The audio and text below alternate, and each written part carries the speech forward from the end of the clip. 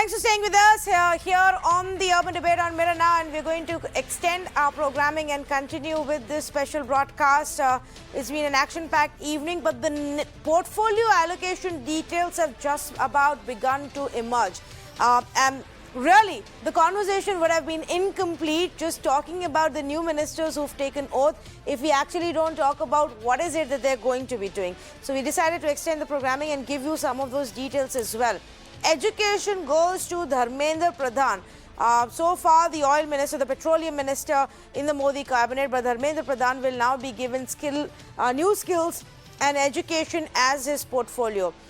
Ashwini Vaishnav, one of the new additions to the cabinet who took oath today, Ashwini Vaishnav will be given railways along with, I believe, IT and telecom as well. Piyush Goyal, the additional charge of textile ministry, oil and urban development to Hardeep Puri. Urban development is what he already has as one of his key portfolios. He is now also being given the Petroleum Ministry since Dharmendra Pradhan is moving to education.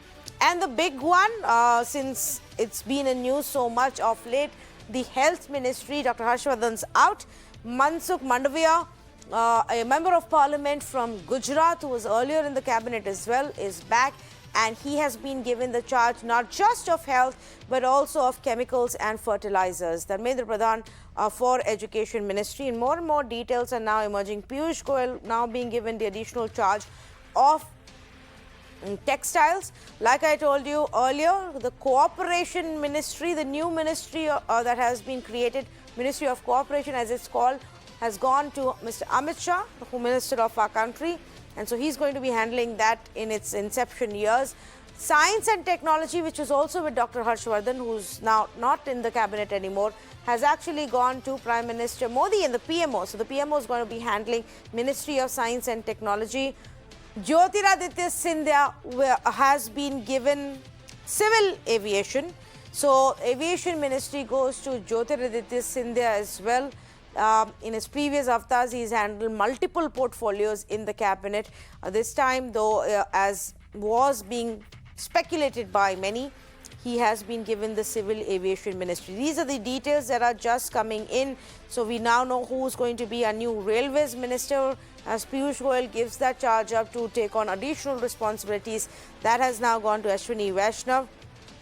Piyush Goyal takes on textile ministry charge as well. Ashwini Vaishnav, the new guy in. There is also Dharmendra Pradhan, who's been given skill development and education. Hardeep Puri as the new petroleum minister. Jyotiraditya Scindia as the aviation ministry. Smriti Irani to hold women and child welfare ministry. So that's what's been given to her. Let's get quick reactions in to Mr. Sheshadri Chari first on these names and what he makes of it. Yes, Mr. Shriram Sheshadri, my apologies. Go ahead, please. I think you're on mute, Mr. Shriram. Yes, sorry, Tanvi. Yeah. I think civil aviation to Scindia is because this is one of the stressed industry as of now post-COVID. I think civil aviation is definitely needs a lot of attention. I think Scindia has held this position, if I'm not wrong, earlier when he was in UPA government, if I'm not wrong. So I think this is a great one, and he's definitely a young leader and charismatic and make definitely a mark. Dharmendra Pradhan with skill development and education. I think this is another very strained area. India probably world over also, but India probably went to 20 odd years behind on the divide between urban and rural learning outcomes because of this COVID. The urban has had a lot of online classes, but the rural has not been able to cope up with. And definitely plateful for him. But I seriously doubt whether this is going to be probably disappointment on this. But I'm upfront saying this from the Petroleum Ministry's performances based on that. But otherwise, hopefully, he's going to make a mark on this education and skill development. Very important aspect, post-COVID survival, post-COVID recovery. You need this, important aspect. Cooperative Ministry to Amit Shah. definitely a taskmaster and new ministry, definitely a good one. And also, incidentally, the cooperative movements, Anand and all came from Gujarat, and then lessons learned from there, definitely useful. And women and child welfare, Smriti Irani, probably not suits her best, I would say, for women empowerment and other things. Definitely. Hardeep Puri, another bureaucrat turned politician, getting Petroleum Ministry. Once again, a lot of attention to it, especially fuel price increases. If he's going to bring some magic, at least it's in the safer hands. A person who understands administration, person who knows how to manage the official activities. I think that's excellent. That's excellent allocation in my opinion. Science and technology makes sense to be with the PMO because a lot of decisions, investment, infrastructure decisions have to come from there. Makes sense to be with the PMO. Anyway, most of the decisions are being done by the PMO on the policy side of it, direction side of it, and science and technology lying with them definitely adds value in my opinion. Overall, minus one or two, probably a disappointment. Good allocations in the cabinet reshuffle, in my opinion. Okay. So far we were discussing the representation of various castes and communities and regions, but now it really boils down to the brass tacks and work that has to be done. And I think what is very interesting is Hardeep Singh Puri, who's largely managed to match up with the expectations on what has to be delivered and how it has to be communicated. He's also picked up very well on the political aspect of it and in terms of taking on the rivals on the politics of it. So him being given Petroleum Ministry for me is also specifically very interesting. Our managing editor, Vinay Tiwari, also joins me right now. Vinay, so much of speculation was happening, especially on the 4 key ministries. We now know that for health, there is a new face from Gujarat, Mr. Mandavia, who will be the health minister. Even for IT, a new phrase has been brought up, Ashwini Vaishnav, who will have a very tough challenge. How are you seeing the way this is right now panning out with the few names that we now have? Two things very clearly, Tanvi. One, I think we should, very in all honesty, tell our viewers all of this coming from sources as of now. The official press note has still not come. But we are expecting and hearing from the sources this is how the ministry is going to look like. And some very interesting changes in it. And for me, you mentioned a couple of them, of course, civil aviation going to Sitharaman, and they are being very important because remember, one of the most critical issues in front of the Ministry of Civil Aviation is also the privatization of Air India, which remains the biggest albatross around the government's neck and something that they've been looking to do for quite a while, quite unsuccessfully. But I personally believe that one of the other more interesting announcements so far that we've heard is the announcement of Shri Ashwini Vaishnav as the Railway Minister. And I say so because Railways is one ministry that actually has a huge potential in terms of cutting across all state boundaries and is a truly central ministry in that sense, which has deep impact on the way the economy and the country and, of course, even the industry works. And the reason I say so is because, remember, he's a first-time member of parliament. Comes from Odisha and has a very interesting background. I mean, he's been an IAS officer, a young IAS officer. In fact, he's a 1994 batch IAS officer who actually quit his service and then went into the world of corporate as well. Has worked in Siemens, has worked in General Electric, and actually is an MBA from Wharton School. So if this is, as an experiment, succeeds, it's going to be possibly indicative of the more dramatic things that the government expects to do in railways. Remember, Railways is one particular ministry where the government has been toying with the idea, and the government in the past has floated certain trial balloons on certain aspects of Indian Railways being corporatized. Obviously, the Railways is a very strong unionized organization and has met with some resistance, but the fact remains that there is a larger feeling in the government that there needs to be a corporatization of railways, including some aspects of privatization as well. And the fact that Mr. Vaishnav has an expertise and a background in the public-private partnerships which he has handled in the past, that's a very interesting choice that I see. The other thing that I see very interesting, and I have a feeling it's going to get talked about, is the clubbing of the health ministry and the chemicals and fertilizer ministry. And I say so because remember, the pharma industry, for them, the health ministry is not the only ministry of interest. It's actually a lot of the pharma industry decision making is linked to the chemicals ministry as well. And the fact that they've clubbed it together is possibly an indicator that there is some amount of synergy that they're trying to look for. Obviously, there'll be questions raised as well because the pharma industry is a very powerful industry in this country, and there will be the people will be watching this particular change quite closely going forward.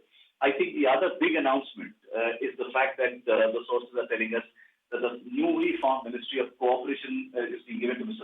Shah. Now, that's as high-profile a ministry as you can imagine it to become once you hand it over to somebody like Mr. Shah, because Mr. Shah clearly is the closest confidant of the Prime Minister, pretty much the number 2 in the cabinet, and the fact that they've given this newly formed ministry to him tells you that this particular ministry may have a greater and a much wider role than what we know. We don't really know the exact contours of this ministry, but the fact remains that this sounds to be the most, this seems like the most interesting, unusual thing that we've heard so far. Well, I have a few more, Vinay, that I want to, tell our viewers and run by you as well. And then we'll go across to Nirja for a reaction as well. MOS, MEA and culture, that's Meenakshi Lekhi now. So she's gotten those portfolios, culture and MOS, MEA. And INB along with sports has gone to Anurag Thakur, Vinay. INB, something of particular interest to all of us as an information broadcast ministry has been given to Anurag Thakur, who was MOS Finance, but along with that, he will also be handling the sports charge, which I think is still understandable. Vinay? Yeah, absolutely. I mean, look, he's got a background in sports. He had huge ambitions being in the BCCI as well. He decided to leave it simply because the BCCI constitution underwent a change because the Supreme Court intervened in it. And that brought about a change in the BCCI as well. So he's got a deep interest, personal interest in cricket and sports as well. INB is very interesting because we are still not clear why Mr. Javadekar was, asked from that ministry. Maybe, it's presumed that a lot of the INB ministers are looked upon as ministers who should be managing the media and not so much laying down the policy framework, so to speak. And in this case, the appointment of Mr. Anurag Thakur is pretty interesting because Mr. Thakur, at least in the Delhi Darbar circle, is pretty friendly with the media. I mean, he's enjoyed a very close rapport with most of the senior journalists that exist in Delhi.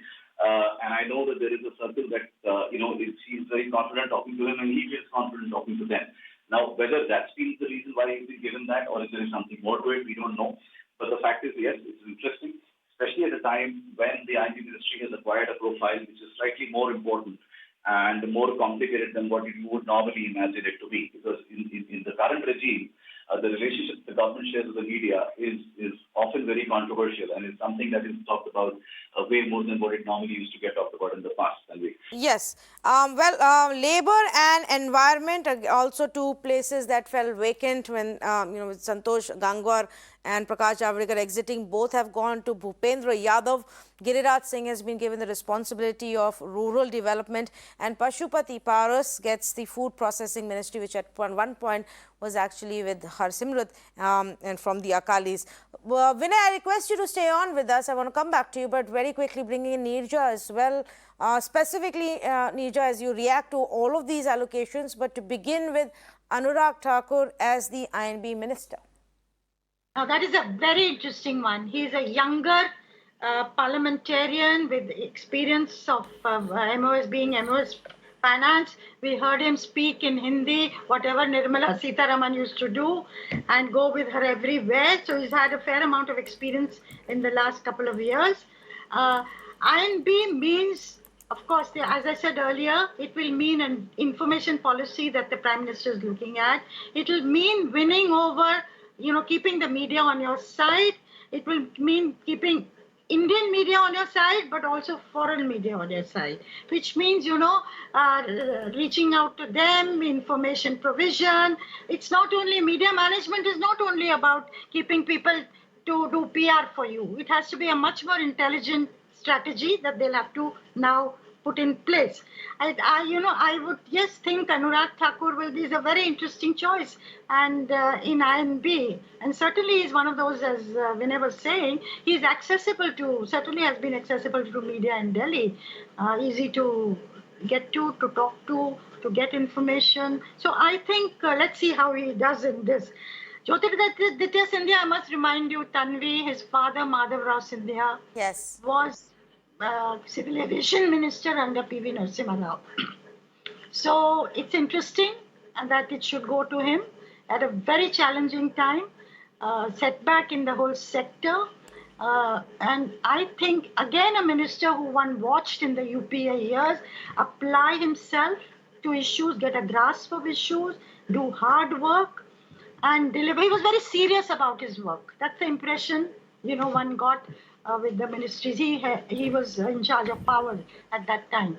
So, and Amit Shah, again, I would say it is given a high profile to the ministry, and I think the RSS is very interested in this ministry. And that setting up a ministry is not very easy. So Amit Shah, being a very good organizer, there'll be teething problems, but he will crack the whip. And again, it means the government is very serious about this cooperation ministry.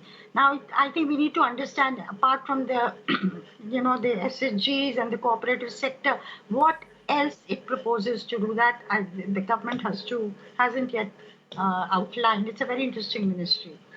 So, Dharmendra Pradhan, again, a quick word and then I will sign off. You see, he did very well with Ujjwala under petroleum. And again, education is a ministry the RSS is very interested in, has always been, right from Vajpayee's time, and Murli Manohar Joshi headed the HRD ministry. So I think knowing what Modi wants, knowing what RSS wants, he may be able to bridge it. And again, a very hardworking man who, putting in place the Ujjwala scheme. Later it ran into trouble, you gave one cylinder, then what happens after that? But initially it created an impact of, which certainly won them UP, I know, in 2017.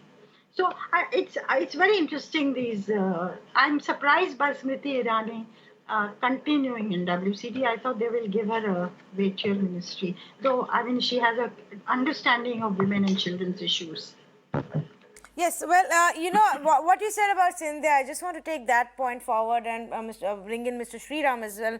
Mr. Shriram, your view, because Sindhya in his earlier avatars has also handled several other portfolios in power, in commerce, even information technology, if I'm not mistaken. But to, come back a full circle and to be given a portfolio that your father handled once upon a time, how would that play out? I think, as I mentioned in the earliest time, this is the most critical time for the civil aviation industry itself is going through a very critical time. And Air India divestiture is one aspect of it. That is not the immediate issue. Whereas, revival of this industry, revival of the various airlines that are suffering, I think that is where, and policies are very, very important now. And, and of course, airport managements, a lot of privatizations are happening. And that is where, his involvement and his hard-working effort and person who understands the ministry or person who understands the work that he is doing is willing to put in his effort and things out of the box. I think that's where, probably, he's been given a challenging environment already to start with when he moved into BJP last year. I think that's where he is going to prove that he is one of the strong ministries or performing ministers in this cabinet, and I have very faith in Jyotiraditya Scindia's charisma, and to get, especially when you have to work with the international airlines and international community on this civil aviation policies. I think his charisma is going to work out extremely well. So Tanvi, I think that this is one of the good choices for him. Probably information technology and other areas could have added to his portfolio, but I think with civil aviation he will have his hands full, in my opinion. Plus, even for BJP, he needs to prove that he is a good administrator to them. I think he's starting with a challenging position, in my opinion. Yes. One challenge is definitely for Jyotiraditya Scindia, because like you said, very, very testing times for the aviation industry, and all of them are going to be expecting a lot from the government, all kinds of relief, all kinds of tax, leeways and whatnot. And it will be interesting to see how is he able to manage that. The other one, Vinay, and if I come to you on this, as Neeja and I was speaking earlier as well, we need to see what is in it for us. For example, one thing that is being talked about so much is the whole handling of the oil prices and the fuel prices and the fuel taxation, and whether you're able to, go about building a consensus on what has to be done next. Hardeep Puri Hardeep Puri replacing Dharmendra Pradhan as Petroleum Minister. How do you read this change? Look, personally, Tanvi, I really do believe that the role of the petroleum minister in terms of the pricing policy that we see is fairly limited. And I think for the large part of India, it's the only sensitivity of the petroleum ministry is how do you handle the pricing mechanism. I'm absolutely certain that the pricing mechanism policy that is being followed currently is not just a ministry issue. It's actually the whole government's issue, and possibly the direction of some bit of that comes from the finance ministry as well as the prime minister's office as well. Because how you tax this particular commodity, the rate at which you sell it has a direct impact on the finances of the country and your tax collection capabilities. And I don't see that only as a petroleum ministry issue. So frankly, if you ask me, I do not believe that replacing Mr. Hardeep Singh Puri, replacing Mr. Dharmendra Pradhan with Mr. Hardeep Puri will have any dramatic impact on the way the petroleum ministry was being run so far. I do not believe that's really the reason. I think that you will see much the same happening even though the ministry has been changed. I mean, for me, the more exciting changes have been, of course, what Mr. Amit Shah has got as the Ministry of Cooperation, a completely new, a jack-in-the-box kind of a minister you've put in charge of the railways now, because that's a bold experiment. We've not seen an experiment like this before in the railways ministry, which has always been a political appointment, especially in the previous governments of the UPA when it was always a coalition bargaining tactic to get railways, because that's just populist as a ministry. So that's the two most bold, exciting developments that I can see. The first one, the Cooperation Ministry, frankly, we don't know much, as I said, of the contours of it. But the fact that the Prime Minister... I must point out to you, Vinay, that nobody does. And in fact, we had BJP spokesperson Mr. Sudesh Sharma on the show earlier, and I was asking him about, what is this ministry going to do? We know it's Ministry of Cooperation, something to do with pushing cooperatives as a culture and empowering them. And at the end of it, by the time we found out that Amit Shah will be the one handling it, he said, well, now it makes sense because rather than anybody new coming in, not having a clue of what has to be done, it is better is somebody who's given shape to this, who's conceptualized it as the senior party leadership, is the one who leads it in its formative years. So I think if anybody knows it, like you rightly said, Vinay, if anybody knows what has to be done and what the idea is and how to implement that vision, it will have to be Amit Shah when it comes to the Cooperation Ministry. Very quickly though, what you said on railways, if I can bring in Mr. Shri as well on it. Yes, railways is often been that political, ministry given to allies sometimes to keep them happy. But we have also seen, experts or technocrats like Suresh Prabhu being given that charge as well. So, for Ashwini Vaishnav to now come in and take this charge, is there a message there? Yeah, there is definitely one strong message because, last couple of years, or especially in the last year's budget and other times, Government of India had said that they are going to privatize the operations of railways, especially the train operations. I think, Ashwini comes with a very strong experience with respect to the public-private partnership. And this is one area where he can definitely deploy his skill set and make this happen. And with his bureaucratic administrative capabilities that he had, been through the civil services, I think, he should be able to make this happen. And BJP has 24 months to make this happen and then show it as a success if the privatization has to continue beyond 2024. I think, there's a very short runway available. And, post-COVID situation, during COVID, I think railways is one of the connecting arm for the entire country. And post-COVID situations, it is also another stressed industry where, the passenger traffic has to pick up. Along with that, the privatization has to pick up quickly. And I think, he can contribute, Ashwini Vaishnav can contribute significantly in this area. I think that's why, he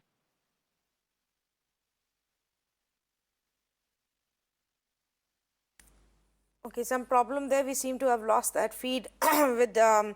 Sriram Sheshadri, but I understand the point that he was making. Also, we are now coming towards the end of the conversation, so I'm going to thank both Vinay Tiwari and Sriram Sheshadri for joining us on this conversation. Neerja Chaudhary earlier, who was with us. The final communication is here, so all of the things that we were telling you so space are now officially confirmed. Prime Minister Modi and the PMO also now in charge of Ministry of Personnel, Public Grievances, Atomic Energy and Space.